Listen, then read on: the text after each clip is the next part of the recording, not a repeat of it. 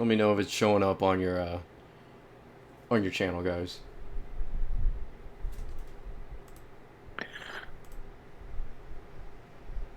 Oh, and we're live. This is the second episode of the Minority Report, an international networking of nationalists around the world. This time we got a really special guest. We've got Joachim from The Heel Turn. I hate to say this, but just thank you so much for having me. I am not Hispanic. I am not 56%. I just want to make that very clear. I appreciate the invitation, and I really like what you guys are doing, but I want people to know I am not here because I am Hispanic. Just saying. Yeah, he's the resident white ally. He's not one of us. That's right. And I'm also joined by my co-host Dan Mann and the Angry Shark from the Lost Eurasians. Thank you for having me on, and pleasure to be here. And you guys got to remember too, whites are a world's minority population, so technically they are considered a minority too. And in some states in the U.S., whites are a minority. So, well, that's depressing. Yeah. Unfortunately. The world's smallest minority, so I guess it does count to be on the Minority Report. There you go. Well, no, you know how people are, though. They'll be, Joaquin was on the Minority Report. He's coming out as Mexican or something. This is, you know how the internet is. These fucking people. Oh, sorry. Pardon the F. No, it's all right. I mean, I am a Hapa. I'm not Hispanic, so it's. Yeah. Well, okay. I've always wondered this. Maybe you can answer this for me because I don't really care what kind of Hapa you are. But is a Filipino Hapa, does that count as Hispanic or not? So this is a difficult question, and I've tried with Pilleater to figure out that question in a couple of live streams. We've talked to other Hapas too we've had on, and we're trying to figure out the same thing. Because a lot of Filipinos are Austronesian, not Mongoloid. But there are some Filipinos that kind of look Mongoloid. So it's kind of a tough bind. I guess you could say they are Hapas, because technically they are in Asia, but yeah, I guess you could say that they are Hapas, but yeah, it was a tough one. We're trying to figure that out. Are like Austronesians and half whites, or half Austronesians, half whites also considered Hapas? Isn't biology fun? Yeah, not a lot of Spaniards went to the Philippines and mixed up with the Filipinos, so I wouldn't say they're Hispanic.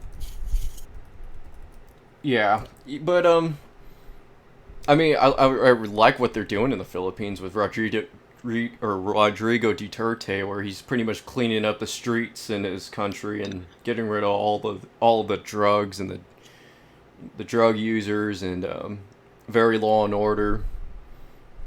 Yeah, he's cleaning up the degeneracy over there. Yeah. And he's doing it with less resources, too. He doesn't have, the money or the equipment that the U.S. has, unfortunately. But he's getting it done, and he's still very popular in the Philippines. He's still got a pretty high approval rating. So I think I could see him getting reelected. Yeah, I think the world's starting to get that illiberal attitude towards crime. Hopefully, Bolsonaro gets elected in Brazil and starts having a similar way of dealing with violent criminals. Because all the previous parties in this country have been just dealing with more welfare, maybe more programs to get people into education into college. But it obviously not doing anything. It's just really increasing crime every time they try to have these big social programs to help out. And really just need to throw those people in jail. Well, they need more harsher punishment too, right? Like they give them lax punishments now, right? Like that they'll be in jail for 2 to 3 years, and they come out and they'll just recommit crimes and keep going in. They need to have a lot more harsher punishments. Well, look, I'll just say this. People talk, and there was an interesting conversation that's gone on in my show this week between different people who were on, excuse me, about the role of non-European countries and the interaction with what's going on here. And I think it's an important and interesting conversation to have. One of the big things I took away from it, though, is that fascism as an ideology is actually, it's an efficient ideology. It makes your society run better. There may be things that people don't like, issues with rights or democracy or whatever, but it typically works when you have a strong, aggressive central government that actually tries to get shit done, and that's like its mandate. And you see it whether it's in Brazil with Bolsonaro or the Philippines with Duterte, or America with Trump, right? People in a place, in a society, in a country where it's going to shit, they look to somebody to just clear it up, and they don't care. More people die annually from murder in Brazil every year than all American combat deaths in Vietnam. The Philippines is dealing with this massive drug epidemic. They're dealing with an actual ISIS insurgency. Well, although it's called MILF there, which is really funny. The Moro Islamic Liberation Front or whatever, but it's MILF. Insurgency. And you know, well, so if you're in that country, it doesn't matter how much you like them a democracy. You're going to say, let's elect a guy who can actually clear this shit up, and we'll worry about everything else once that's done. And you know, so if you're in that country, it doesn't matter how much you like them a democracy. You're going to say, let's elect a guy people are more who can tolerant towards more organized violence from the state, if it'll save them from more sporadic violence in the private sector, so to speak. Yeah, like I can actually testify on that because I am from a country that is kind of like that. Yeah, there has, for example, Europe has always had the figure of the kings, you know, and also in the 30s you had Mussolini, Hitler, Codriano, De Grelle, you know, all these important figures that were the expression of the leader, you know, the natural leader.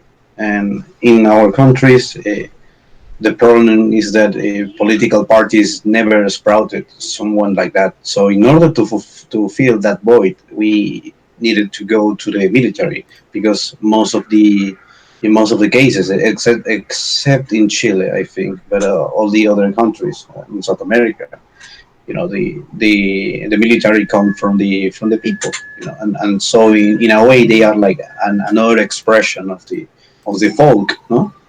And so from them, from those places, the image of the caudillo is presented. You know, the caudillo is like the leader. You know, the new leader, military man. But the problem still remains. You know, because they don't come from a political party, they don't have a political formation, so anything could happen. And that's what you are still seeing with Bolsonaro. You know, because Bolsonaro is more of a pragmatical guy more than an idealistic guy. So, you know, that's how I can complement what you're saying. Well, yeah, and when it comes to leaders, you know, the ones that go to the top are usually the ones that have traits of like honor, courage, and the people look to them as to lead them to victory, right? And with this common goal. And that's the way that I see that the society of some sort of fascism ends up going to, looking towards the leader, to an end goal of a competent society. I actually have a question for you, Joachim, since you guys were talking about pretty much Brazil and kind of what's happening in Venezuela. And Bolsonaro, in his campaign and his speeches, he talked about he wanted to do trade with countries that he feels that will benefit both countries economically, instead of just being selective on countries, or in his case, countries that are pretty much other communist countries or puppets to the communist regime. In Brazil, they have a lot of oil in their countries. What were the chances of the U.S. doing a trade deal on oil with Brazil if the Saudis keep on doing what they're doing? They tell Saudi Arabia, it's like, look, we're done doing business for oil with you. We're just going to go to Brazil instead. Of course you want to bring it around to that. No, I get you. Well, okay, so Brazil doesn't have I mean, Saudi Arabia has the most oil in the world. Venezuela, however, is on top of some very large oil deposits with a relatively low cost to production per barrel. It's one of the lower in the world. I think Saudi is lower than them, but I mean, it's still incredibly profitable because it's very much up near the surface and you don't have to do a whole lot to get it. Look, the resource deals with these countries. The issue is that these countries always want them. If you are a smaller country and you have an asset that would cost a lot of money to develop, there's going to be a lot of push in your own country to get that done. Like if you look at what China's doing in Africa, it's not the Chinese that are going to these African countries and saying, we really, really want to make this deal. It's the Africans that are coming to the Chinese and say, please, dear God, we need money really bad. Can you hook us up? Like, we'll let you do whatever. And Brazil is the most developed country probably in South America, so they aren't quite as bad of a situation in terms of a bargaining position with the West. But foreign development, foreign money in South American economies is always important. That's what screwed over Peru and Argentina. That's what screws over a lot of countries when they no longer get that foreign investment. So, there's a really interesting piece in Bloomberg, like the Bloomberg Quint side, where they really get into it, talking about the investment potential in Brazil post-Bolsonaro. And the thing is leading into the October 7th first election, where they had everybody running, not the runoff that we're dealing with now, Bolsonaro with his comfortable lead, right? He's always been an anti-establishment, pro-military candidate. And the big businesses didn't really want to make a bunch of business deals with him because they're like, oh my God, he's an actual fascist. Despite that not really being the case so much. But the other options were a lot worse. You had a lot of disaffected leftist parties. You had the Workers' Party with its leader in prison, who had been the leader and was thrown in jail for a bunch of felonies and couldn't run. So you didn't have a whole lot of good options. And basically, the main thrust of the piece was, can Brazil get in with international investment with a Bolsonaro government? And I think it's a very interesting question. Duterte shows that when you get these strongman leaders, Trump does the same thing, right? They do care about the foreign policy, and typically they want to have it more self-serving nationally. So I really think it will be a different dynamic than somebody like Lula, or somebody who's a lot more amenable to American interests. But I don't know that that'll be bad, and I don't think that that'll necessarily deter investment, because as much as countries want to have foreign money also likes to go to countries like Brazil, because countries like Brazil are where you can get a really high return on investment, and that's what they're always chasing. So I hope that answers your question. I kind of went all over the road with that. No, yeah, it's it was a pretty interesting take, and I think I agree with a lot of what you're saying on that. If you guys, people don't really understand what I was arguing for the other night, because obviously I feel like some of it was being misrepresented at the time. And look, that's a debate tactic. I do it myself to people.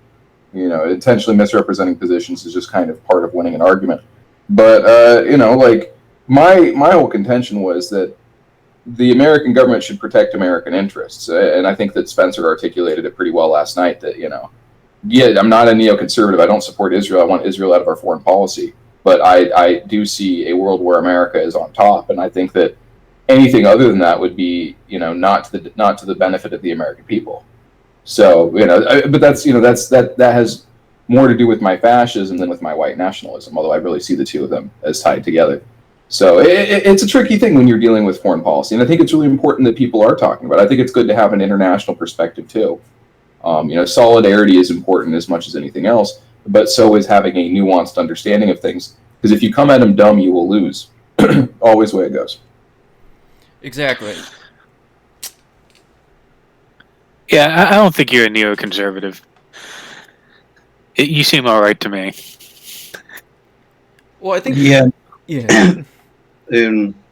I read this article from the Veterans Today webpage, and they explained, what did being a neoconservative actually encompass. And one of those things is exporting, freedom and all the American values to other countries. Of course, that's being made on the discourse of the Israeli establishment. But the idea is still the same. And what Joachim is saying is not actually that. He's saying, we just need to protect our interests. And, I actually quite understand that, but I do come from a different position with that. No, and I totally respect that, because I understand that mine is, it's called a chauvinistic position for a reason, right? Like, I'm of this opinion of thought and foreign policy that, for example, with Ann Coulter after 9/11, absolutely right on the money. We're under attack. This is how you deal with the war on terrorism. Bomb their countries, kill their leaders, convert them to Christianity. Now, that's not neoconservatism. That's just fuck you, basically. I don't care about the third part. I'm not really too worried about imposing democratic values, Western values, all that kind of stuff. I'm interested in a relationship that's to our advantage. Now, it can be to a mutual benefit, too. There's no reason both sides can't profit from a transaction. But I'm not too worried if China profits from the American-Chinese relationship, right? I'm worried if America profits. But anyway, I'm sorry. Go ahead. No, definitely. No, I was just explaining the ideological perspective of the neoconservative arguments. But but like I was saying, since both Israel and China want a piece of this part of the continent, I feel that kicking Venezuela out or whatever, that will be our task, because none of the dissidents like Maduro, when it was Chavez, despite we all had our disagreements with Chavez, and the guy was also an idiot, he was much, much, much more better than Maduro. Maduro he basically said, that we should all support Erdogan because Erdogan it's going to be the new leader of the multipolar world. That's completely retarded. And like I said, that should be our task for now on. But always the issue would be getting rid of these foreign empires, that want a piece of the continent. That's like the common interest before protecting assets or something like that. Because why would you want to protect, for example, an industry that is completely going to give all this money to the Israeli establishment? That's my critique of that. Well, and you look at Brazil too, and during that live stream though, with Joachim, when he was talking about kind of Brazil and Venezuela, Brazil, I was coming up with a scenario. If Bolsonaro takes power, if Brazil, it would be in their best interest to kind of have a trade deal or to work with other countries in that continent that are also considered right-wing or populist. I remember I shared that article on the Discord to you guys. I know Joachim hasn't seen it yet, where they're talking about like a right-wing populist movement rising in South America. They're using examples like Chile, where they got rid of their socialist president. In Argentina, even though Macri is pretty kosher. But if more of those countries, they elect a leader and a government that are right-wing and populist, maybe the white party in Uruguay takes over, then maybe Brazil it'd be in their best interest to work with them and to make sure, South America becomes a stable continent. Because right now, it's just a total mess with all of these current governments. And Chile and Argentina, they're kind of hanging on the threads right now. Yeah, and I'll be honest with you, a lot of that is, if you look at the history of South America, especially in the 20th century, most of the just ridiculous politics are the result of the CIA fucking with every country that they possibly could to America's advantage. And we still do that. Of course we do. But the issue was that it was always short-term plays, right? These people were never that bright. We see today it's still the same quality of people running the intelligence agencies today. They can't figure out who hacked the election. Oh, my God. But, you get really short-sighted moves where they overthrow governments that are pretty friendly to America, honestly, based on bad intelligence, based on, this or that. And a larger, goal of just kind of destabilizing, specifically the Southern Cone. If you look at Operation Condor, we were backing governments that were, anti-communist, sure, but they were really unpopular, deeply unpopular at home in many places. And were often involved with some really dumb stuff. And, you can look at Argentina's dirty war, some of the excesses of the Pinochet administration. It was never a good look. But, South America's got an opportunity now to really kind of establish itself as an independent actor, as a power. And you've got a bunch of countries that want to be regional powers that think that, that they got to do something to get up to that next stage where they can engage with the world at less of a disadvantage. Now, maybe that means they need to form a trade bloc and work closer together with regional countries. Hell, maybe they need to form a federated state. I certainly think that parts of, a few countries there could benefit from a federated state. But on the whole, South America needs to start being able to negotiate with other countries, not as the smaller child asking for table scraps. And they're going to get there. Because, the thing about multipolarity is we're on a trend to it. Now, I'm a supporter of America ruling a unipolar world because that benefits me. But I'm a realist, and I understand that the dynamics is that American power is on the decline globally, and that regional power. When he was talking about Erdogan, there's a lot of people, some very smart people, who've said that Turkey is going to be one of these next like regional powers that steps up and replaces declining powers as a world power. And Turkey's certainly got a strategic position to do. They got a lot of people. They've got a pretty big military. Poland potentially could be another one. Japan, if they ever get remilitarized, will certainly be another one as well. And these are the countries that are going to be the powers of the next 100 years or so. And Brazil has that option. Brazil is right there, able to make deals. They've got the ability to basically be the preeminent power in South America. And the problem is that they keep getting fucked over on who's running their government. So if Bolsonaro does come in, he has the ability to accomplish a lot. It's just going to be a question of if they try to get rid of him because he's too anti-American. That's what you always have to worry about. Like if there's some sort of coup that's orchestrated by the CIA or some like the opposition in that country decide to assassinate him. But if he has the backing of the military, I kind of have faith in they're going to protect him as much as possible. But then again, anything could happen. And the reason why I'm kind of confident in Bolsonaro, just his speeches when I listen to it. And he kind of, I think he's way more politically incorrect than Trump. He speaks his mind more than Trump. Trump kind of censors it sometimes. But when Bolsonaro's out there, he just wants to say what the people are thinking. And what's funny too, in Brazil, it's even though whites are a minority in Brazil now, like everyone supports Bolsonaro. I was seeing videos of his rallies, and you had like the mixed race Brazilians, the white Brazilians, the Castizo Brazilians, and even black Brazilians there. They're all had it with them. Even the younger generation of Brazil, the school students, they're cheering for Bolsonaro. They're sick and tired of the global homo pause that's hit almost every single continent.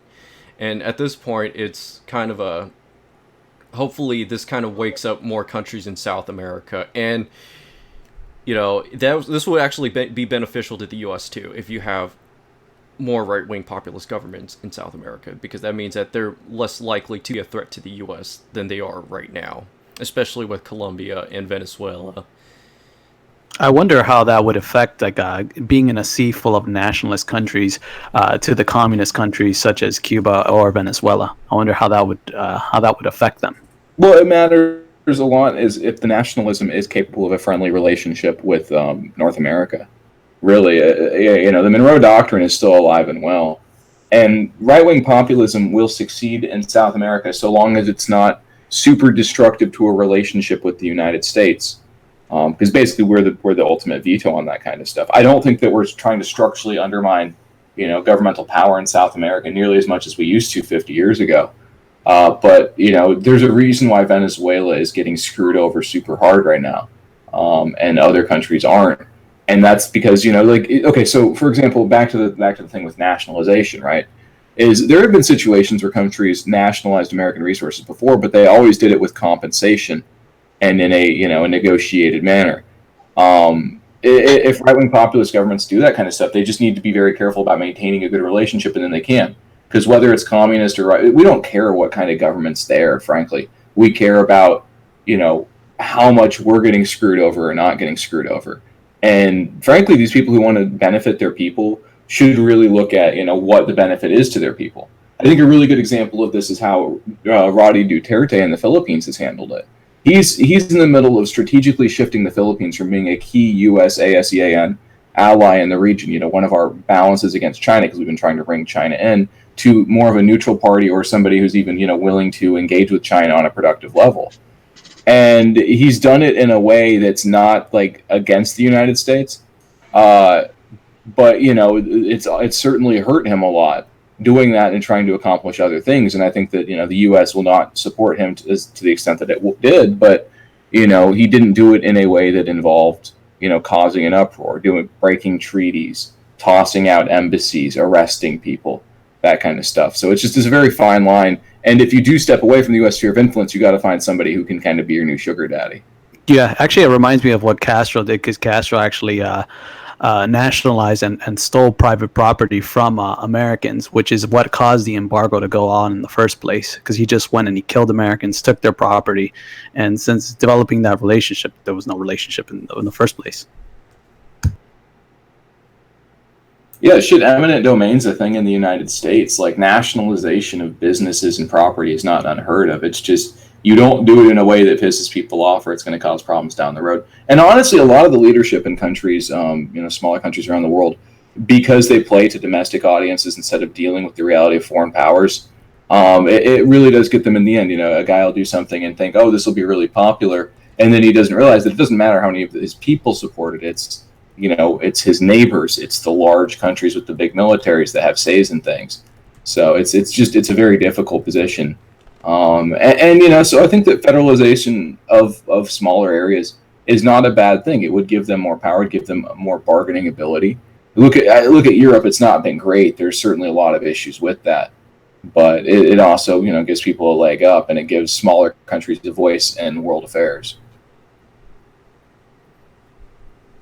If there's actually one country in South America that's pretty cool, Uruguay has a white population that's larger than the United States, and it has a fertility rate that's at replacement. Well, just at replacement, barely. Yeah, they literally have a party there called the White Party. Oh, go ahead, Alejandro. You probably know more about Uruguay than...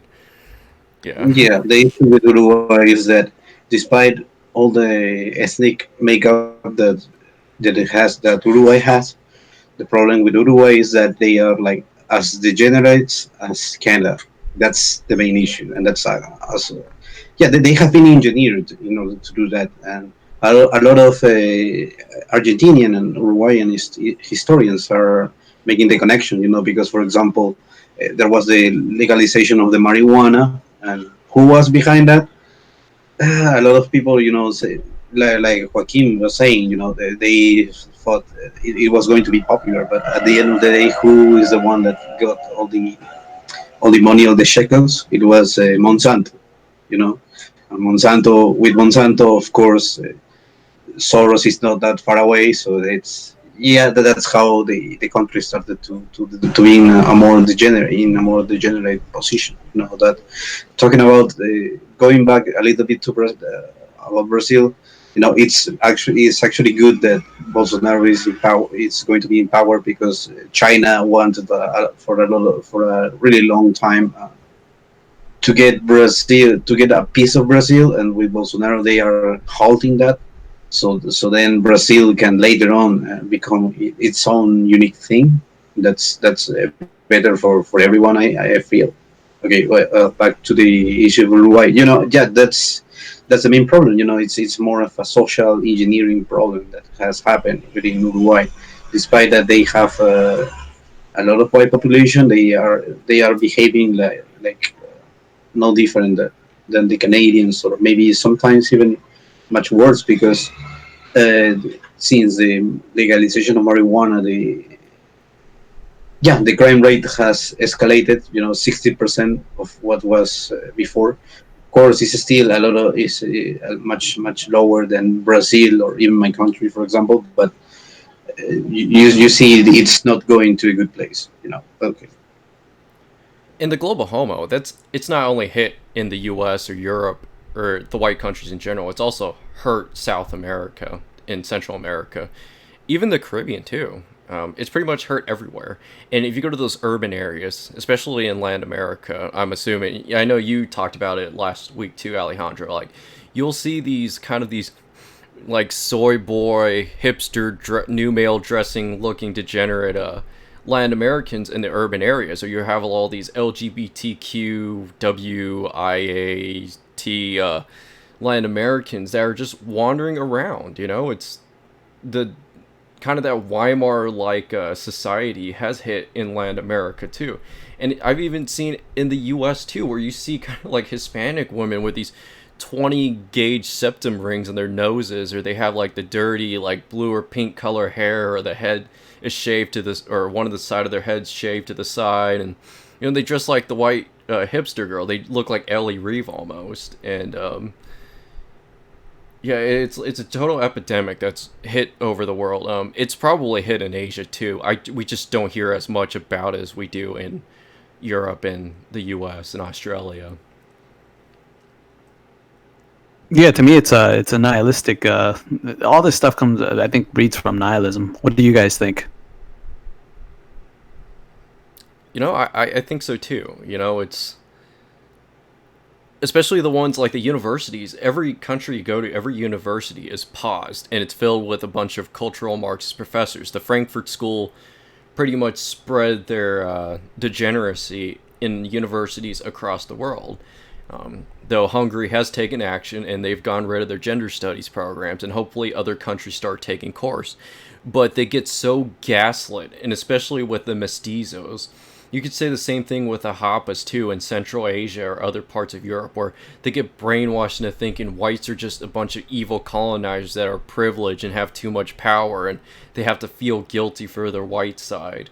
Even though if you're half white, but they say, well, you're half colonizer since half of your family descended from colonizers. And it kind of creates, it creates this mindset where they can't identify with who they are because they don't want to be deemed like racist or a colonist. So they identify based on stuff they read on the internet, TV shows they watch, video games they play.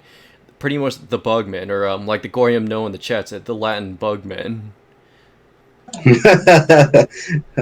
Well, yeah, and it's not just that, because when neoliberalism started to take over the different countries, the problem was then that they started to make our own identities like merchant, like emergency. Yeah, because a lot of them, because of neoliberalism, we needed more tourists to arrive.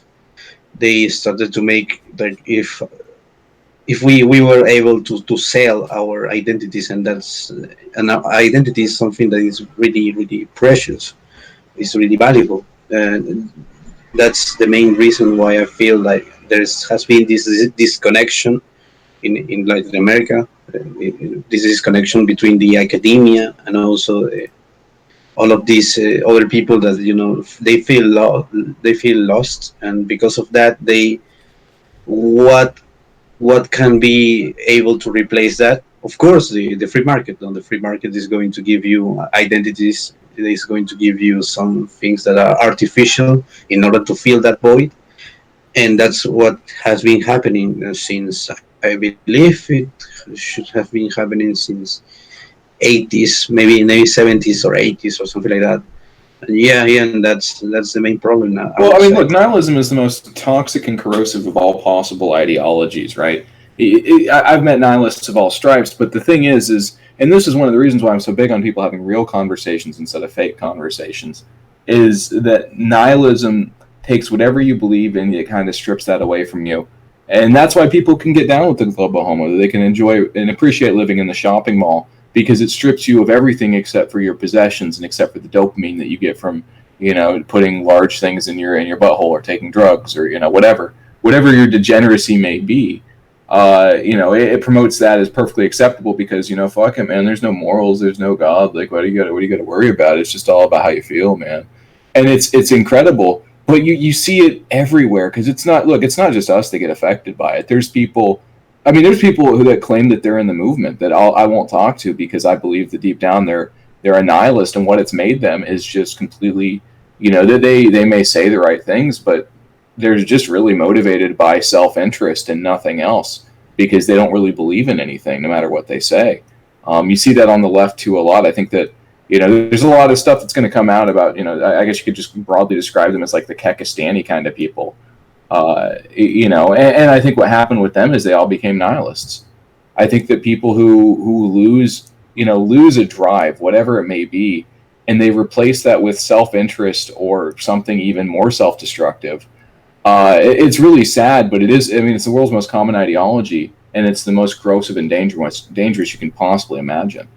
Well, yeah, I think one of the aspects that is very important that we've lost is our views on a higher being, and I think that is something that many have lost, and through them losing that idea of something beyond themselves, you see that men don't want to preserve things, they don't want to fight for things, they instead go for sports or comic books and all this. Hey, I'm nonsense. Watching football right now. Don't.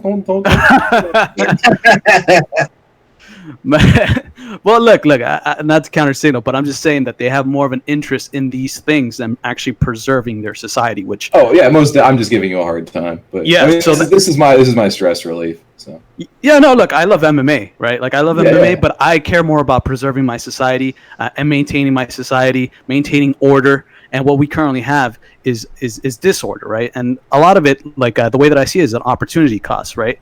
The opportunity cost of people believing in let's say, a higher man, then they would want to preserve, they would want to maintain, they would want to spread also that type of ideology. I don't know if you guys agree with that, but I think that that's one of the things that I think about. Yeah, because fascism actually always make a remark the importance of the transcendental. What you're talking about is the transcendental, and the transcendental means, for example, the Faustian spirit, heroism, a lot of self-sacrifice, all these things, but in order to make that for a much greater good, like you are saying, this greater good, as Hitler himself would explain, was the in this case was the preservation of the race, but not only that, it was also the true social justice, because you didn't want people just making strikes because of just they wanted more stuff, or these big capitalists trying to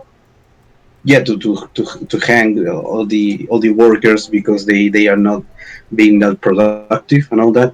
So it was, don't it was more focused in a much more bigger thing, which was of course making the overall society better, and that has been lost once again with nihilism, with postmodernity, and of course Mm-hmm. with neoliberalism. yeah, well, and see that's the difference between honest liberal, whatever you want to call it, leftist thought, and nihilistic leftism, right? The realistic leftist, like the person who is a true believer, they want to have better working conditions for workers. They want to make it so that there really is a more equitable split to society.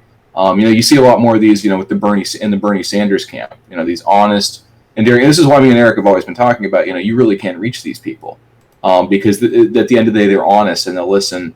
And they may disagree, but they can have a conversation because they actually have a goal, and their goal is something that's much larger than themselves. The dishonest, the nihilistic liberal, it's not about that, right? They want more gibs, they want more freebies. They would prefer to have, and these are the ones that complain about social welfare and argue about like racial justice and stuff, because there is no real solving a problem like that, and there's no real interest in it.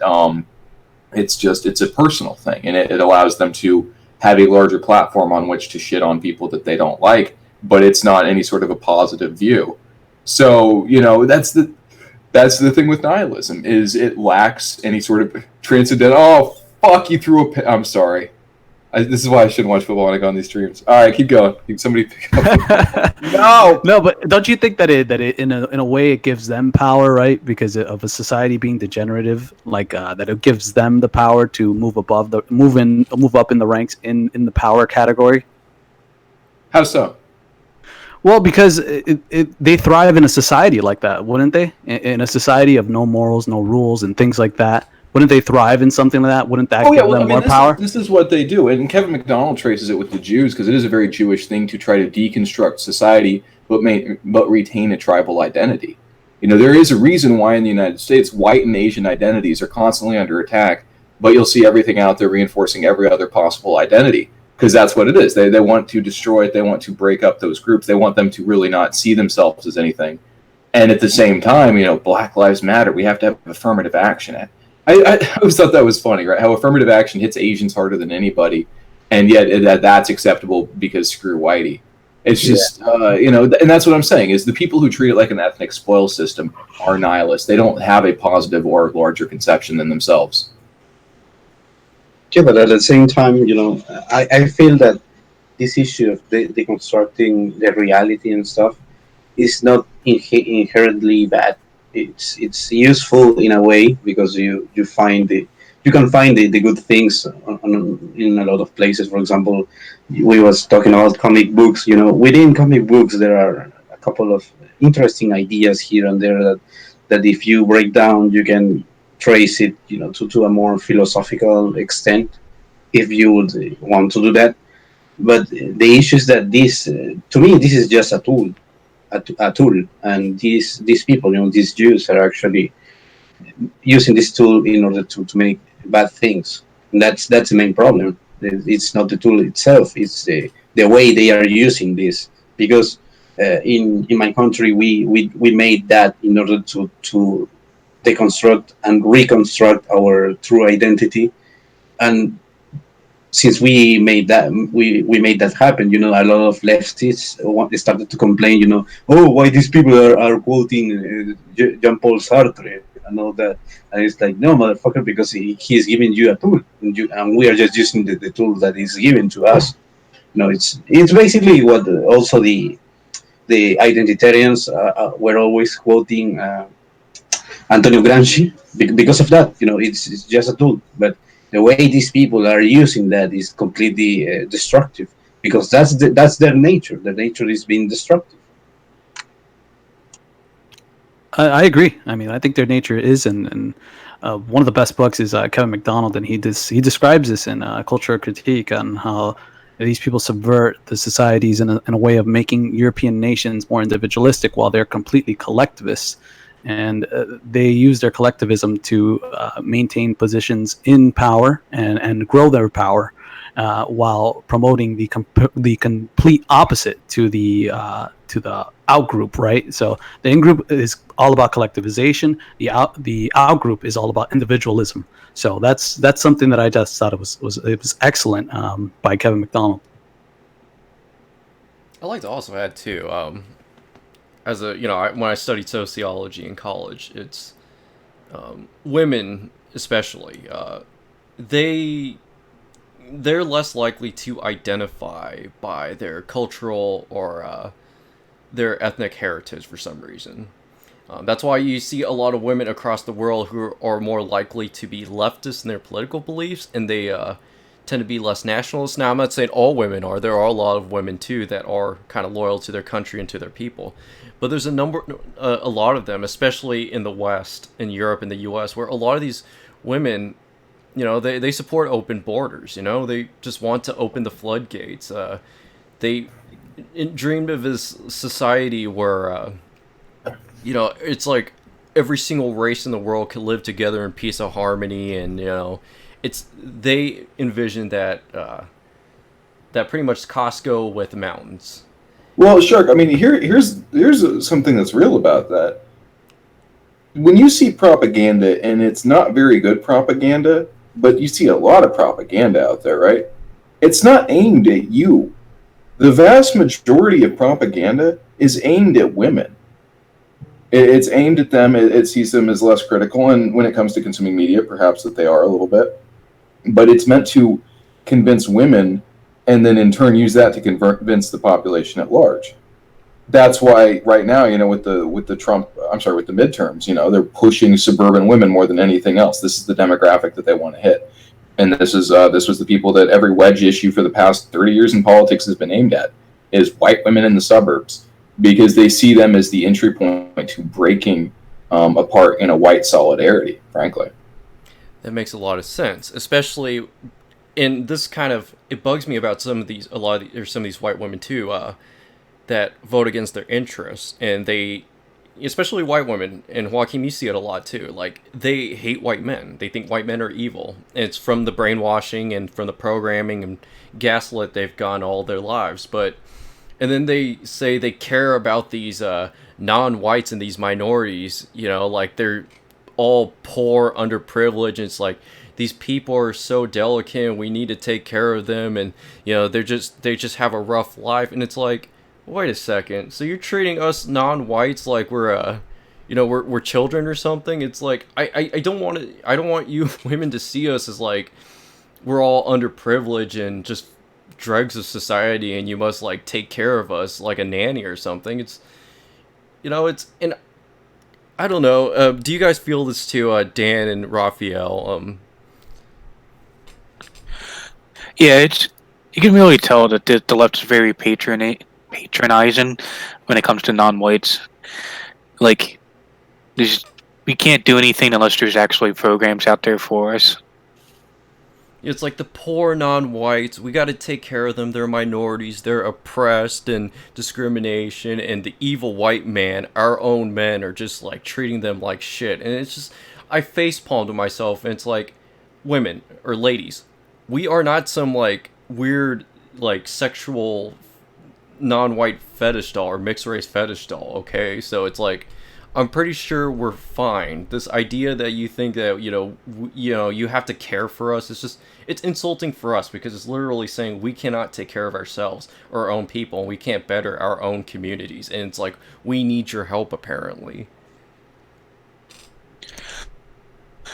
And I think they do it on purpose because they know these women are going to be in danger, like Molly Tibbetts. Somebody who normally would, if going out jogging, they see somebody like that approaching them, they would probably already been calling the cops. They probably wouldn't have been trusting of that individual. But she has that brainwashing with her the whole life, where she sees somebody who's a brown person is supposed to be more moral than any white person. So she was probably more trusting than she really should have been. Well, yeah, this is something I think that's biological. I mean, in an evolutionary sense, that women have been men were always taking care of women. Men have always seen threats farther away than women have, right? Like, we've gone to war, we've gone to battle. Women haven't done that, so we see immediate threats way better than they can. Yeah, I mean, people talk about human biodiversity, and one of the reasons I really like to stress the science of evolution and that kind of stuff is because there's a perfectly good reason for it, and if you see it, it makes total sense. Like you said, women didn't have to develop as fighters, so their brains are going to lack certain instincts that were selected for in men in the species. That's just normal. That's natural. And it messes up people a lot, because when you present stimuli, right, like you could present the issue of the refugee crisis in Europe, right? The male brain is a lot more likely to react to that in a realistic, rational, and self-defensive way. A woman's brain is not meant necessarily to be able to deal with, serious threat response. That was typically left to men, because that's the way that we worked until we started deconstructing all of the biological aspects of our nature. I think that everybody in America, both genders, just everybody would be better off if we could just be honest with society, be honest with ourselves, that there are differences between genders, that there's differences between races, that the desperate impact between these are just because of our differences. If people actually knew that, I think there would be more harmony in the United States than there is now. No, absolutely. There's no doubt about that. But to me, the way that I see it is that women, it seems to me that they're kind of lashing out. They're wanting strong men to put them down. I just think that's the nature. The nature of societies has been always a paternal society, and women were always relayed the decision making to the men. The men always made the decisions. This is why you see women making poor choices in males, poor decisions with their sexual value. So this was stuff that was relegated to men, and men had an incentive to choose good mates for their daughters and etc. Is that why my girlfriend always asks me, what do you want to eat? Why she never makes the decision herself. I swear, I think that shit is biological, man. Yeah, my ex was the same exact way too. Like, she would always be like, so what do you want to eat for dinner? And for me, I just have to take a name out of the hat and say, okay, we're eating here. Yeah, I think it's. Yeah, I absolutely believe it. It's what that men were the ones that made the decisions, and when you have a society where women are making the decisions, you have a whole fucking chaos, disorder, a deconstruction of civilization. What would be called as like a Kali Yuga, right? Would you agree, Alejandro? I feel that yes, to an extent.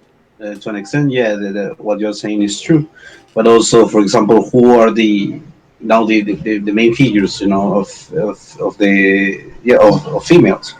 It's this Jewish poet, artist Frida Kahlo in our sphere of the world, and for all the other women are these so-called brave Hollywood actresses, and these people have no value to themselves. They have never made an impact, a true impact in the world. Like for example, Joan of Arc. Joan of Arc is a perfect example of someone that, if you want to fight for something, that's the person you go to. Or if you want to become a scientist, you have Marie Curie on the other side. If you want to become a writer, you have Mary Shelley, and such and such and such. But this, because of the narrative that has been changed, within the media, because we know who. This whole degenerate kind of things have been pushed down on women, and yes, women are more doubtful than men, but they were never subversive to this extent. This subversion came from elsewhere, and I can actually testify on that because here we had before the Incas, there was the Moche civilization, and the Moches did have priestesses, fighting priestesses, and as well they could become queens. These queens were fighters, were natural born fighters, and then why the fuck do we need to praise this Mexican Jewish painter? This Frida Kahlo. She's not part of our traditions. That's even in the syndicalist movement. No, and even going farther in the fascist party of the 30s, there were female leaders that got assassinated by communists. That's a fact. And why do we need to try to imitate these other women that have no value when we have a lot of important women in our own histories? And again, I would say it is because of this propaganda, this disconnection with your own history, with your own heritage and culture and identity. That's the main problem. I don't know what you guys want to add to that. Well, I think that women, like I said, evolutionarily, they've become more agreeable due to the fact because when tribes used to conquer each other, right? Like if a woman didn't agree, she would die. Men usually died, right? Like if a tribe conquered another tribe, that would be the eradication of the men. The women had to agree with it, and they had to subsist to the men that were there. So they developed to become more agreeable. So I think that's probably a big aspect of it too. Yeah, I mean, look, it's not just in the brain where we see sexual dimorphism due to evolution. A good example of this is the face. If you punch a guy in the face, we have structure. We have structures in our face. Our brow is thicker. Our nose is stronger. Our cheekbones are harder and thicker and a little bit higher, and that's intentional. So that way we can get hit in the face and it won't wreck us. Women don't really have that, and that speaks to the adaptational reaction that you see just between the sexes. And I think you're absolutely right with the point about women of a conquered tribe could live on by being more submissive, and so of course those traits live because that's how evolution works, right? Is the traits that will keep people alive tend to be the ones that get passed on.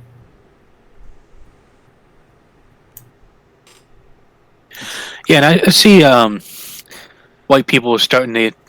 What's going to happen is a new form of white people, a new nation, if you will be born, because a lot of women who get brought into the mentality of the feminism and all the other types of degeneracy that's being pushed on the media. I mean, all aspects of media, print, TV, social, and they decide not to have kids.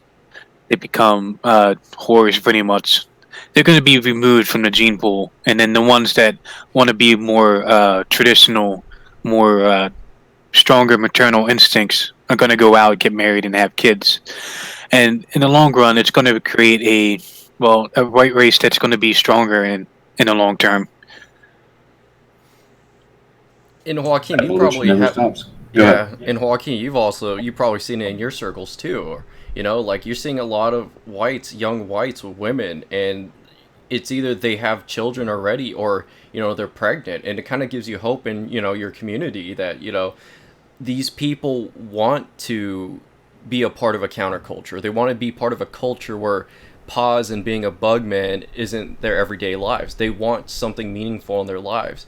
And having a family and children and carrying on the family name is meaningful. It gives you, that's one of the main reasons why you should be living. You know, it's not about like the cheap goods you own or, you know, how much money you make. It comes from the heart. Yeah, there's a reason why, you know, when a woman hits her 30s and onward, she starts, you know, being sad, being panicky. Now, some of them never deal with it well, and they end up as, you know, spinsters. But there's a biological imperative there, and that biological imperative is more powerful than anything else. And that's one of the reasons why fascism is such a good form of government, because it's the most biological. It makes sense. It deals with, you know, core realities. Because all this frivolous bullshit, you know, these theories, ideas like, you know, the peace between nations because they're democracies, or we should have fairness in society. None of that exists in our genetic code. The stuff that does exist is the stuff that's represented by fascism. You know, the will to power, the rule of the strong, the strength of the tribe, the link of the blood. That's all there. So, you know, there is an evolutionary process going on within memes as well as within genes, and I think that we're going to win that just because we have an ideology that is far more resilient than what they have. Yeah, it's actually one of the things that has been driving me, because when I was on Heel Turn with Stryker, it was more libertarian-based versus National Socialism, which has got me to shift from libertarianism more to fascism, because I think that there is a tribal component to human nature, and that there is a hierarchy in the sense of that there will always be a man on top. There will always be that natural leader. And it just depends on the society, which type of leader they decide to choose. Yeah, an alpha leader and a beta follower, pretty much. It doesn't sound as horrible as I just put it, but yeah, well, people don't understand. There's also hierarchy to alphas, right? Like, I know some really hardcore Type A personalities. I used to work for people that, you know, in a previous life were special forces officers, that kind of stuff. People who, they are very driven, they are very organized, and they know how to lead. And you see different levels of leading. You know, there's a difference between a guy who does that versus a guy who's the captain of a college football team or something, versus the guy who, you know, might be good at organizing a party with his friends, but he might still be the leader of his little circle of 4 or so people. You know, the people, alphas and guys who can lead, there's always going to be a hierarchy. And one of the things about being a leader is that you also know when to follow. And human nature kind of is structured along those lines. You know, look at the Nazi generals, right? Any one of those guys in their own, they would be the guy that walks in the room and they're utterly in control of it. And yet there would be other figures too, guys like Hitler, that would, you know, that they themselves would follow because they understood that that was the best way to make it work, because a leader can't handle everything. And sometimes you need to have people above and below you. And people who don't pay attention to leadership, people who don't get that that's a biological thing as much as anything else, it's always going to mess them up. And, you know, you see that in action. Look at what's gone on with, like, the Kraut and all that drama, is you get people who are not actually leaders who are trying to lead, or who don't want to follow hierarchy, you know, and they have all these weird personal agendas. That shit happens because there's not good leadership. And frankly, you know, I'm pretty open about criticizing aspects of the movement. One of them is leadership. I think that there has been a failure of leadership. And I think that's the thing that's going to kill us more than anything else, is failing to properly, you know, and I'm not saying there needs to be a hierarchy, that there needs to be like alt-right central or something, but there does need to be some sort of, you know, actual leadership other than just various tribes based on cults of personality, because that's so destructive. And it always ends up badly, because then you do have 2 alpha males, and there's no real way to resolve who is in charge and who is not.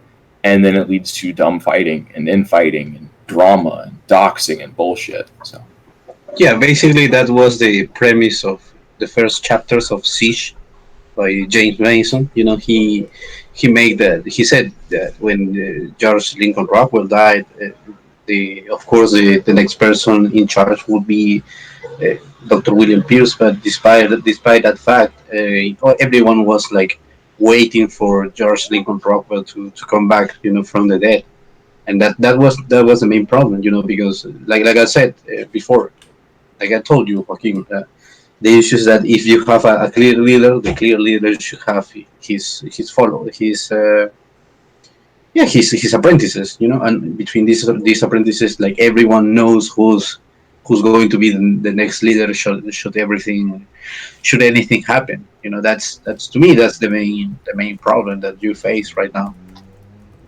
But to me, that there's a source to these to power, right? To the hierarchy of power.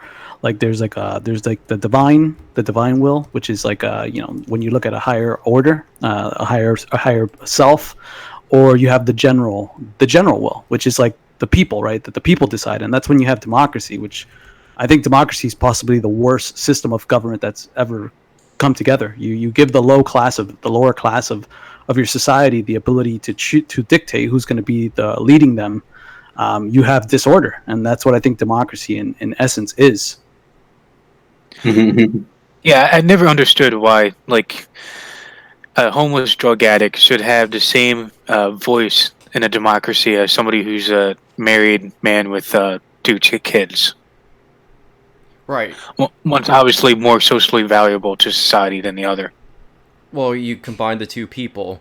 Out of the two, which person do you think's more likely gonna invest in his future, or more likely has a stake in his own home country? It's gonna be the guy with a family.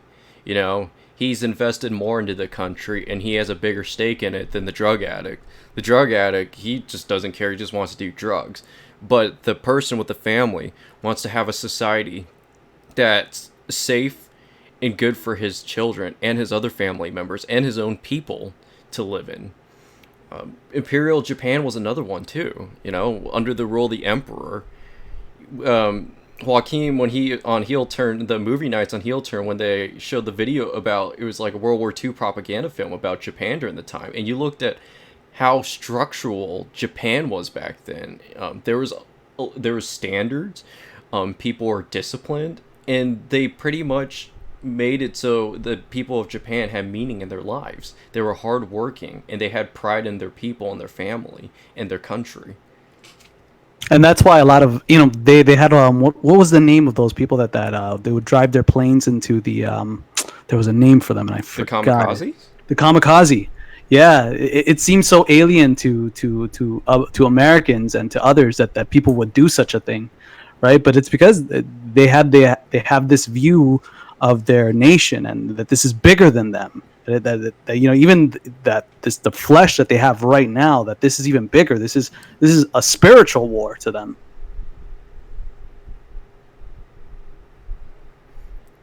Yeah, the wrong side won that war. Yeah, well, I mean, look. Go ahead. Sorry, I didn't mean to cut you off. No, that was it. The wrong side won that war. Imagine what it would have been. It would have been that book, The Man in the High Castle. Yeah, I mean, look, it used to be that way, and with the Germans, it certainly was. But the idea of a man giving his life for his country being a beautiful thing, the Romans used to have a very strong tradition of it. Dulce et decorum est pro patria mori. Beautiful and fitting it is to die for one's beloved homeland. Actually, the other night, when the stream that's not up anymore because of what went down on it, there was the title of it was Horatius at the Bridge. And if you're familiar with esoteric kind of like Roman history sort of stuff, it comes from this scene in Roman antiquity where Rome itself was under attack, and there was this one half-blind centurion who stood on the bridge and despite everything else like fought to the death to protect it, and his sacrifice and his fighting for it did it. And that was a big thing, and that used to be part of the driving force of Europeans. There's a great poem, and I'll just read a quick stanza from it because it's good. Then spoke out brave Horatius, captain of the gate. To every man upon this earth, death come sooner or later, and how better can a man die than facing fearful odds for the ashes of his fathers and the temples of his gods? And that concept used to be very serious in the West, and unfortunately it's really gone away, and the deconstruction of that has just been so damaging to us as a culture and a society. Yeah, it's destroyed our societies. Not having those men, that warrior class, in essence, right? That's what I would describe them as, a warrior class. that would go out there and fight battles. That's why you currently see, like, I kind of extrapolate this to what's currently going on, that men don't fight. They don't fight at all. They see these societies being destroyed, and they sit back and just allow it to happen. Well, yeah, that's exactly what happens when you have nothing of value, nothing tied to anything. You have like the nihilistic view. Yeah, for example, I would have to add something to that. There are many ways to fight a battle. For example, you have Dr. Karim MacDonald making, his academic work. You have Dr. David Duke making his political work as well as some intellectual background, which I am completely grateful for both examples. But for example, let me give you another one. This was from Ivory Coast. Despite we can shit on Africans as much as we want, but there was this football player. What was his name? He was from Chelsea Football Club. Drogba, yeah, Drogba, yeah, Drogba. There was a civil war happening on the eve of happening within Ivory Coast, and this soccer player Drogba went to both sides, and he promised, on his own life, he promised them, we are going to classify to the World Cup, and I am going to do my best to bring joy to you, to my nation, to my people, and I wish that because of that you stop this attempt, of getting killed between each other, between brothers. But let me do that. Let me try that first, and if that doesn't happen, execute me. I don't give a shit. And he did. He will make Ivory Coast, go into the World Cup. He brought joy to the people. He came back because, of course, they weren't that good. But then he united the people, and he arranged like a soccer match between the two factions, and they just basically let what happened in, I believe it was on the First World War between the Germans and the British.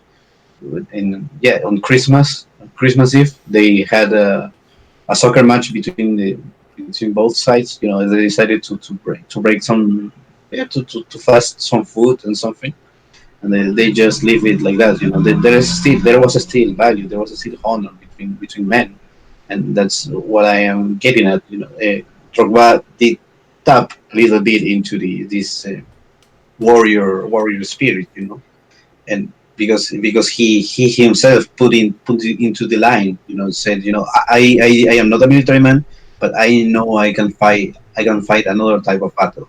That should be the drive from now on. Of course you need people that are going to fight the wars that need to happen, but as well, everyone needs to find its own battleground, to fight the bigger war, which is, of course, getting rid of these people from all of our nations. If not, go ahead. I was just going to say, every nationalist in the world should know this, and they do. But just remember, you're not alone. We're all in this together, and you got people by your side that could help win the battle. It gets depressing when you always worry that Zog's going to win, and Global Homo and the Pause and Degeneracy's going to win once and for all, and we can't fight back. That culture is literally just took over our society and our people. But remember that there's still people on your side, and you're not going to get ganged up on your own. Well, yeah, one thing is that I would like to add is that if we don't stand together against this, it'll end up like what happened to my father's country. You'll get destroyed. I mean, what Cuba used to be and what it is today is completely the polar opposite. I mean, this country was the 8th highest living standard in the world, had a higher living standard than Spain, than the most of the areas in Europe and Italy. And as soon as Zog or communism took over, by the certain tribe, you have what you have today. You have a purely more, a bigger African population that Castro brought in from Angola, from Haiti, from Jamaica, and you have this mixture of just this race and this people that have no direction and no life, nothing. They have nothing, and that's what worries me, and that's what worries me for all nations all around the world. Also, Dan man, I need you to address the Castro question, please. Oh, so apparently, I was doing research, and I've been trying to find this research. I've been doing hundreds of hours of research to try to find out if Castro is a Jew. And apparently, according to Ricardo Lobo, which is a guy that financed Fidel Castro's missions from Mexico whenever he was in jail, he helped him out. He was also part of the tribe as well. He confirms that Castro told him that he was a part of the tribe, which means that also Raul Castro is a part of the tribe. So it's pretty big news, at least in my opinion, because at least for my people, the Cuban people, they just see this as just Castro being the evil man.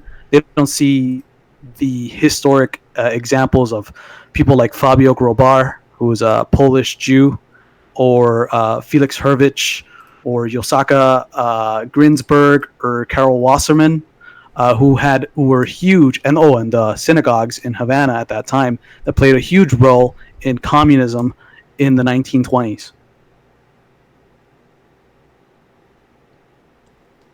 And things won't go our way too. There's times where we're gonna hit some speed bumps, and Joachim's talked about it too on Heel Turn. Like, we're gonna hit some speed bumps, or there's gonna be times where we're gonna get affected negatively. But at the end of the day, you just got to keep together, just stay together, and ride that tiger. That's a good book, by the way, too, for those of you that haven't read it yet, by Julius Evola, is Ride the Tiger. Yeah, I mean, look, people go through some shit sometimes. Movements do too, nations do too. And it's one of those lessons that not enough guys in this day and age learn, and I think it's just one of those parts of being a man. Same thing as knowing how to lead people. But, if you get knocked down, if bad shit happens, that's only the end if you let it be the end, or if it actually kills you. Certainly, if you even just look at the YouTube sphere, there's a lot of people that have, done things out of the ashes of a lot of other things. I've made something out of the ashes of a previous show. You can see what Kraut and them tried to do is, despite all the stuff that came out, they never stopped. And they almost made it back. They were damn close. And, you see this with nations, right? Germany was so utterly defeated with the Treaty of Versailles. It was just so unfair. It was this ridiculous barbaric imposition. They sliced up the map of Europe. And even through all of that, they damn near took on the forces of the world and won, in a period of decades. And no economist has ever been able to explain the German economic miracle, at least no Western economist, because they'll never get it. And there is a swing of the pendulum that is always potential if people are willing to fight through and see it. And often, it gets very dark before the dawn sometimes, but then things change. Maybe it's an outside context thing. Maybe the odds weren't as stacked as you expected them to be. Maybe you get lucky. A lot of life is just luck, right?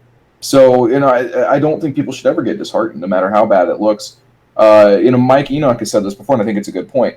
America will almost certainly become less than a 50% white country at some point in our lifetimes. But that will only drive the cause of identitarianism that much harder in the United States. It will really wake a lot of people. But maybe that's what it'll take to flip the switch. You never know. But things can be bad without being terminal, I guess. So you think that if it gets that bad, that there could be like a second wave, a revival of a conquering a group again? Oh, I think it will make middle Americans lose their shit. The silent majority in America rules American politics. It always has. The white guys that don't talk a whole lot about politics and their families. Nixon beat the coalition of the fringes with that. Trump beat the coalition of the fringes. When Bill Clinton reached out to them, he was able to win the election. So that's always going to be kind of the heart of it. And yeah, if we hit the point where they become a minority in this country, because you see towns that used to be very, very white, which all of a sudden are not anymore. And it's all over the middle of this country, and it's not even necessarily big cities. It's small towns that are getting replaced. people are seeing that and they're waking up. And if it hits that point, yeah, that will be a very powerful kind of psychic milestone for people about, hey, this is the situation we're in now. Yeah, I'm definitely not looking forward to that, where America becomes a minority white country. It's in like nobody's interest, whether they're white or non-white. Yeah, it's who knows how horrible things are going to be. Yeah, the black people don't want that. Nobody wants that because they know what that means. They know that America going that way will be more and more like a third world country, and everybody suffers with that. I mean, if you want to talk about immigration, the most anti-immigration people I know are Hispanics who have legally immigrated here for that exact reason. Oh, absolutely. Yeah, absolutely. That's absolutely true. I mean, in my community, at least, no one wants immigration. No one. Well, I think it's because your community is mostly white, right? White Cubans. Well, the thing is that so they're pre-Castro Cubans, which so Cuba went through like kind of like as it won independence from Spain, it became a lot more whiter because a lot of people were clamoring to go into Cuba, like Italians. So the Italian embassy, the Cuban embassy in Italy, had a backlog of about 10,000 Italians that wanted to come to Cuba because of how prosperous it was. So you have a lot of influences from like Italy, Spain, and a lot of over 70% of Cuba was white, and it was such a prosperous nation. So when Castro came in, he destroyed the nation. You have the same group of people. They move 90 miles north. You give them some time to develop some skills, in the lower echelon of society. They gain capital. As soon as they gain the capital, they start recreating what was in Havana in Miami, pretty much. So that's white men that did that. And I also want to point out that I don't want to give too much away about my personal life, but I live in like a majority Indian American community neighborhood, and it doesn't have like the crime. I don't have to worry about that, but it's just really pretty nasty of how they treat their surroundings. Nobody really cares about cleaning up after themselves. They litter everywhere. It's a lot different than living in like a white neighborhood where people actually care about their community. These people really don't care. Well, yeah, there's no incentive for them to care, right? They don't feel a part of it, right? Since they don't feel connected to it, then there's no incentive for them. So they don't feel like it matters to them, right? But if it was their nations, right, then it's completely different. That's why they're waving their own nation's flags, right? Yeah, true. I don't see anybody has the American flag out in their front yard. A lot of them had the Indian flag, or Bangladeshi flag, or whatever other countries. Yeah. Are you sure they're not just doing the laundry and it's covered with blood? Oh, jeez. Sorry, I'm not. No, I would not be surprised, though. I would not be surprised. I could tell. But no, I mean, yeah, it's very interesting. Look at the fucking the Caribbean right now, right? They're walking to America. They're trying to come seek asylum in America, and they're waving their national flag. Like, okay, buddy, sure, yeah, you really want to be here. This is where I would call Christopher Cantwell for wood chipper nationalism right now. Yeah, they were singing the national anthem of Honduras when they were trying to get into Mexico, and they didn't even care about. Mexico was letting them in too, like just one at a time, and in really orderly fashion, trying to do it as slow as possible. And they had like no respect for Mexico's laws or people of authority. Just tore down that fence, those gates, and just started bum rushing in. Yeah, also, for example, these people say that they live in a very violent society and all that because of MS-13, of course. But, that if they want, they could go to Costa Rica or to Panama. That is it's just there, that they don't need to make that such long trip to go to the United States. So that that gives you the question, why the fixation for the United States? Because at the end of the day, if they just want to have a better life, a better quality, yeah. Well, I mean, the UN Convention on Refugees says the country that they stay in is the first safe country they get to. Mexico is safe. Yeah, but if they want more money and all that, Panama and also Costa Rica will do. That's what I would do. Yeah, it's actually closer to them, and it's more and more related, similar language, obviously. So yeah, it would be perfect for them to assimilate a lot easier there than they would here, for sure, without a doubt. I don't want them going to Costa Rica. That's my vacation spot. I go there once a year. Oh yeah. Well, it's gonna become a lot more Indian. Yeah, well, Costa Rica is a lot pretty castizo. Well, maybe it's just the places I go to. Maybe it's just a tourist area. I really don't go outside of the tourist area. Yeah. It's I believe like the whitest area in Central America from what I remember. Yeah, it's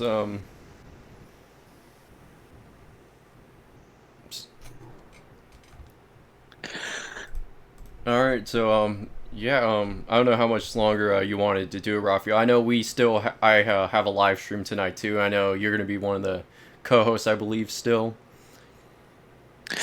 Yeah, I think we covered a lot. This is a pretty good conversation. We finally got a member from the smallest minority, white people, to join us on the Minority Report. That's right. represent, right, Joachim? Yeah. No, but seriously, thank you guys so much for having me on. Like, I'm really glad to see you guys doing this. I wanna do what I can to help you guys out. Just promise me this as you guys go forward, and when you become big bad celebrities, I'm serious. Don't do the gay op stuff. Just promise me you won't do that, okay? Just do it for the sake of making a good product. Don't be out in this to fuck people over. And that's why I think you guys are gonna go well, and you're gonna go far, because you got talent, you got some very smart people on this panel. And people will come, right? It's very difficult when you start off and it's like, oh man, not a whole lot of people are out there. But I'll tell you this: if you build it, they will come. If you keep putting out the quality content that I think you guys are really capable of doing, you're going to build a really fantastic audience. And I think it's an audience that needs a spot to go to. I'll say this: out of what happened with my old show, there was a lot of dudes who were Hispanic, and it kind of fucked with them that that I was largely identitarian, and these white identitarians, and they didn't see a spot for themselves in that conversation. And dealing with issues of identity, they're the most important and powerful issues that people deal with in their lives, and it's a very difficult struggle. And my heart genuinely goes out to people who are torn between two worlds. And I think it's important to be able to develop a positive conception instead of letting a negative, like we were talking about earlier, let the nihilism consume you, because that's the out a lot of people take, is that they just say, oh, none of this matters. I'll just become part of the shopping mall culture, when you can have something a lot more beautiful and meaningful than that. And I think that's what you guys are trying to do here, and I'm really happy to see you guys doing that. So again, thank you so much for having me on. No problem. Yeah, we just saw nobody doing what we were doing. Thought there was like a little niche in the market that needed to be filled. Hopefully we're right, and hopefully this channel grows and be able to network more. I would really like the if we're able to grow and we're able to help each other, hopefully we can actually reach all of our goals and have a more peaceful outcome than what I see is going to happen. Which is absolutely. I'll tell you this real quick too. I'm sorry to cut you off a little bit, but the guys and gals in this sphere of like the internet, don't be afraid to reach out to people you think might be a little bit too big. I never thought I'd have a show that Richard Spencer would come on, or a Mike Enoch, right? You never know. And those are guys that were coming on when we were a lot smaller than we are now. So just look out and talk to people. And if you got somebody that you want to reach out to, don't be afraid of the fear of rejection, because you'd really be surprised who can come through and just be like, there to do something amazing with you. Yeah, we were kind of surprised you came on, because we really thought we were too small of a channel to attract anybody as big as you. I like small channels. Fuck that. I'm not big. Yeah, we have a show that's cool. Legitimately, most people don't even get this, but like, the only shows I go on are typically like small ones, and many of them aren't even close to political. Just because I like to be able to have a conversation and not feel like the pressure is on, and not to be like, Worski was right when he kind of was like, this is crazy doing it every night. You want to do a little bit more chill. When we do the news streams, that's fun when it's a little bit of a smaller audience. Because like honestly, when there's less pressure, when there's less crazy stuff going on, you get more chance to really engage with topics. And it's unfortunate that the bigger you go up, the harder it is to maintain that focus. And I think that's the saddest part about what we're seeing today with all this drama stuff, is people who have the ability to really create, who instead spent that creative energy with drama stuff because they couldn't figure out how to just put out something good. So just keep your eyes on what makes you guys good, and you guys will go a lot of places. Absolutely. Thanks. And Joachim, are you still going to do Heel Turn every Monday through Friday night? I'm not sure I'm going to do it 5 nights a week. I've got booking for 3 nights this week. Now, maybe I'll get booking for more. But I'm cool with 3 nights for this week, to be honest with you. It's like, when you're doing this kind of stuff as a full-time job, it really is a full-time job. You know, I spend a lot of time working on stuff behind the scenes, writing monologues, doing research. And, you know, I still have to do everything else in life, right? But I don't have a 9 to 5, so it's a different schedule. So I'm going to try to take a little bit more time to actually focus on my personal life while I'm doing this. But at a minimum, 3 shows a week is still the plan going forward. Awesome. I do appreciate it. You're the most entertaining live stream on the alt-right. Flattery will get you everywhere. All right. Well, thank you guys for listening to our second episode of the Minority Report. We'll be back next Saturday. Alrighty, and be sure to check out the Lost Eurasians tonight at 7 p.m. Pacific Standard Time. Rafael is going to be joining me. I think Seawall is also going to be joining us. That will be a good live stream. And then Alejandro and Dan, if you guys want to plug anything in too. Yes, I am going to continue on with my schedule. I am trying to get Matthew Drake, from Illustrated Philosophy on there, because it's some things that I find interesting, in doing what he's doing, Illustrated Philosophy. And then, on next Saturday, I am going to have, to me, it's the unique, important movement within Chile. It's the social patriots movement. I am going to have an interview with him, and right now the subs of my interview with the guy from Argentina is like 50%. I would say 56% to make Nice. that make the pound. But yeah, I am going to finish that by Monday, I would say. Yeah, and Alejandro, I think you're doing a cool thing. I really had a good time with you when we did that. So I think that you're one of those guys. You got a big brain on you, Alejandro, and I think you can do a lot of cool stuff with that. Thank you.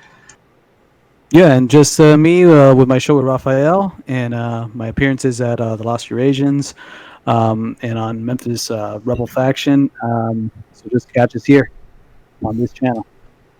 Alrighty, and one last thing before we sign off, guys. Be sure to check out rightbrandclothing.com and buy us free the Seville 4 sticker. It's $10, but it's not about the sticker.